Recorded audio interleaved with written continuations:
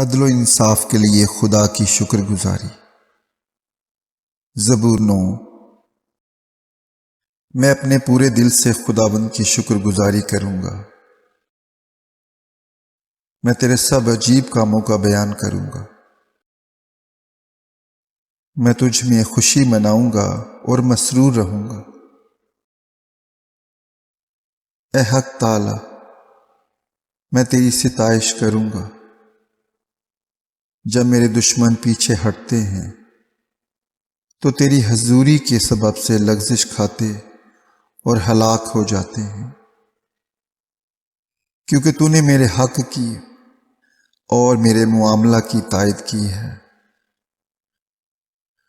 تو نے تخت پر بیٹھ کر صداقت سے انصاف کیا۔ تو نے قوموں کو جھڑکا، تو نے شریروں کو ہلاک کیا۔ تو نے ان کا نام ابدالآباد کے لیے مٹا ڈالا ہے۔ دشمن تمام ہوئے، وہ ہمیشہ کے لیے برباد ہو گئے، اور جن شہروں کو تو نے ڈھا دیا ان کی یادگار تک مٹ گئی۔ لیکن خداوند ابد تک تخت نشین ہے، اس نے انصاف کے لیے اپنا تخت تیار کیا ہے، اور وہی صداقت سے جہان کی عدالت کرے گا۔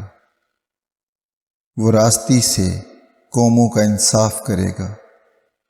خداوند مظلوموں کے لیے اونچا برج ہوگا، مصیبت کے ایام میں اونچا برج۔ اور وہ جو تیرا نام جانتے ہیں تجھ پر توکل کریں گے، کیونکہ اے خداوند تو نے اپنے طالبوں کو ترک نہیں کیا ہے۔ خداوند کی ستائش کرو جو سیون میں رہتا ہے۔ لوگوں کے درمیان اس کے کاموں کو بیان کرو، کیونکہ خون کی پرسش کرنے والا ان کو یاد رکھتا ہے۔ وہ غریبوں کی فریاد کو نہیں بھولتا۔ اے خداوند مجھ پر رحم کر، تو جو موت کے پھاٹکوں سے مجھے اٹھاتا ہے۔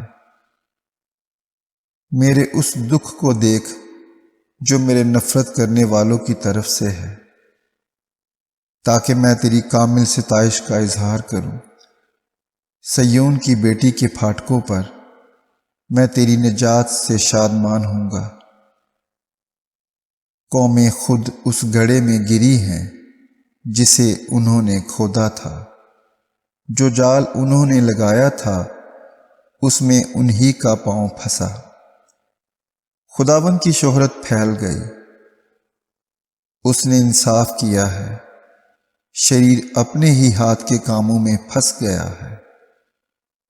شریر پاتال میں جائیں گے، یعنی وہ سب قومیں جو خدا کو بھول جاتی ہیں، کیونکہ مسکین سدا بھولے بسرے نہ رہیں گے، نہ غریبوں کی امید ہمیشہ کے لیے ٹوٹے گی۔ اٹھے خداوند، انسان غالب نہ ہونے پائے۔ قوموں کی عدالت تیرے حضور ہو۔ اے خداوند ان کو خوف دلا، قومیں اپنے آپ کو بشر ہی جانیں۔ آمین۔